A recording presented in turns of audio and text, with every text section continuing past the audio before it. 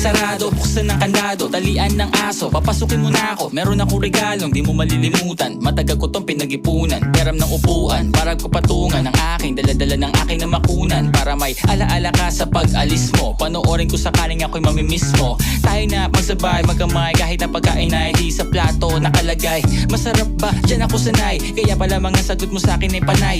Oo, oo, hintayin mo ko, malapit na ako.